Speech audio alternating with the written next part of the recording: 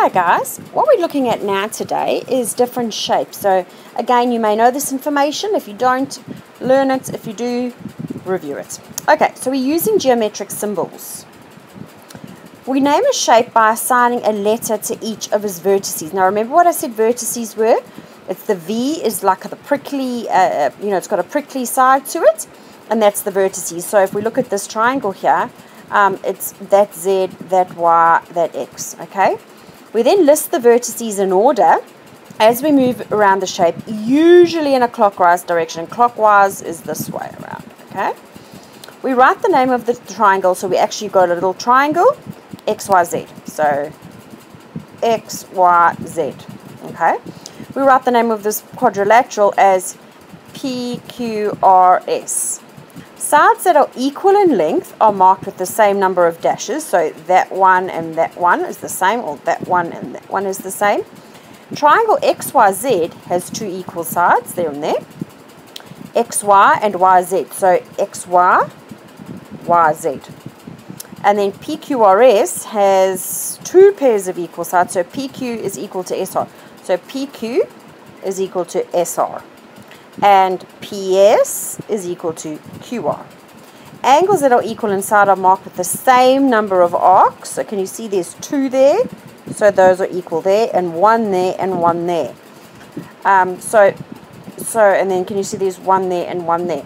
So triangle XYZ has got two equal angles. So it's angle. Can you see that line? Angle YXZ. So we do it that way because we want to enclose this. So we go YXZ and angle YZX to enclose that angle. PQRS has two pairs of equal angles. So angle QPS. So we go QPS. So we're talking about that angle. And angle QRS. So we go QRS. We're talking about that angle. Angle PSR, so we go PSR, we're talking about that angle, is equal to angle PQR, we're talking about that one. And I think that you can work that out. Sides that are parallel or marked with an equal number of arrows on PQRS, sides P and Q are parallel to each other. So remember we spoke about parallel last time, there and there. And we can also write this as PS is parallel to QR and PQ is parallel to SR. Alright, let's move on. Now, this is important to remember as well. The symbol means parallel, and this symbol, so it's a straight line with a little square next to it, that means perpendicular. So it's exactly at a right angle, then it means it's perpendicular. If you don't know that, write it down. Alright, now we're going to talk about the angle of sum of a triangle. Now remember, sum means to add everything together. So the total, if we add them all together, of a triangle is a three-sided plane shape. The sum of the angles of a triangle is 180 degrees. We can write this angle sum as either A, that little A, plus the little B, plus the little C is equal to 180 degrees. Or we could say angle, and now this is big one, BAC, so we're talking about that one. Angle ABC, we're talking about that one. And angle BCA, so we're talking about there, we're talking about that one, equals 180 degrees. Whichever way you do it, add them all together, you're going to get 180 degrees. Okay, I think we've come to the end of this page. Yes, we have. Let's go to the next page. Okay, so now you've got exterior angle of a triangle. Now we know already that X plus Y plus the inside of this one will give us 180 degrees. Okay. An exterior angle is produced when the side of the shape is extended. Can you see they've extended the line there? The exterior angle of a triangle, so this angle here, that Z, is equal to the sum of the two opposite interior angles. So this angle plus this angle is equal to that angle. So the opposite, that one is equal to whatever that is. So YZ is extended to A to form the exterior angle. Angle AZX, so let's go AZX, so then we're talking about that, is equal to ZXY, so this one, plus x, y, z, which is that one.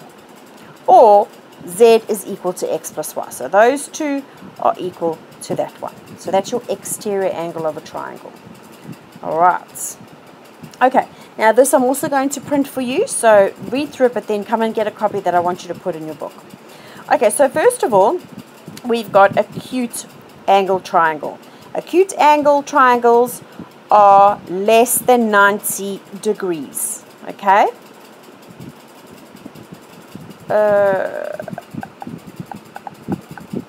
That's right, less than 90 degrees. And then they're talking about D, F, and all the different ones are less than 90 degrees. You get right-handed triangle. You can see it's right-handed because it's got the little square in. One angle equals 90 degrees, this one. The side opposite is called the hypotenuse, and we've done that with Pythagoras. Then you've got an obtuse triangle. This is bigger than 90 degrees. So one angle is obtuse, the others will be acute, which means they're less than 90, because remember we've got to add it all up to 180. So an obtuse angle, one is big, the two are less than 90. Just move up a little bit. So here we've got the scalene triangle. All sides and all angles are unequal, all very different. So we've got 1, we've got 2, we've got 3. They're all different lengths. Your isosceles, one pair of sides are equal in length. The angles opposite to the equal sides, those ones are equal in size. Okay, let's go to our next. There you've got your isosceles. Okay, and then because those two are equal, so that one and that one are equal to each other. Equilateral or 60 degrees, because 60 times 3 will give you 180. All right, now we're going to talk about quadrilaterals. A quadrilateral is a four-sided shape. So 1, 2, 3, 4, as you can see here. The sum of the angle of a quadrilateral is 360 degrees. Remember that. So we can write this at A plus B plus C plus D. So there's A, B, C, D is equal to 360. Or they do it as angle DAB, angle ABC, angle BC. It comes to 360 degrees. All right, let's go to unlock. Again, you will have this printed out. So we've got a trapezium. It's a quadrilateral. It's got 4 sides. Trapezium, this is parallel to that. So WX is parallel to ZY. Okay, that's how you know it's that's the only thing that's the same. That's how it's a trapezium. A cut is also a quadrilateral. It has 2 pairs of equal adjacent sides. Remember, adjacent means they're right next to each other. So EF is equal to FG, so those are exactly the same. EH is equal to HG, those are definitely the same. The diagonals are perpendicular, so they're exactly right angles, and the angle that passes through the diagonal that passes through the equal angles is bisected by another diagonal. So that and that, they're bisected, they cross it in half. We've got a parallelogram. A parallelogram is a quadrilateral with both pairs of the opposite sides parallel. So JK is parallel to ML and JM is parallel to KL. All the angles opposite are equal, so that those two are equal, and then those two are equal. And they bisect each other, so you could cross that in half. You've got your rectangle. It's a parallelogram with a right angle, so these are all right angles. Each angle would be 90 degrees, and the diagonals are equal in length. So those two would be equal, and those two would be equal. You know a rectangle. A rhombus, let's just move it up a little bit. A rhombus is a parallelogram with 2 adjacent sides that are equal. All the sides are equal, and it's basically a square that's just gone to the right. A diagonal bisects them, so that means you can cross them in half, and they also have right angles. They're bisected right angles in the middle.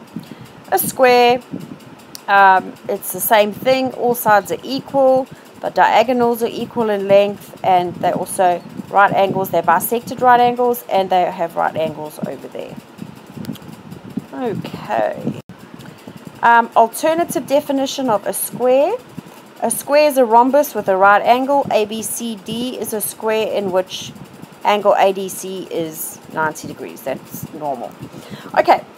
Last thing we're going to look at is the angle sum of a polygon. Now we can find, let me just move this up a little bit. We can find the angle sum of these polygons by dividing each shape into triangles. So if you get one and you're not sure what it is, divide it into triangles. We know that the angle sum is 180 degrees. Now this quadrilateral we can put into two triangles, so we know that this is 360 because that's 180 and that's 180. When you've got a pentagon, you've made it into three triangles. So you've now got 180, 180, 180, which would give you 540. And then with your hexagon, you've got 4, which gives you 720. I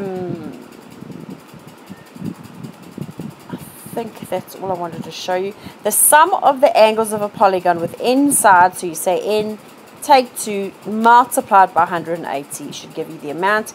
The interior angles inside of a shape of a regular polygon are equal. Okay guys, there was a lot to take in. Make sure you cut your notes out and stick them in, and you can start your exercise.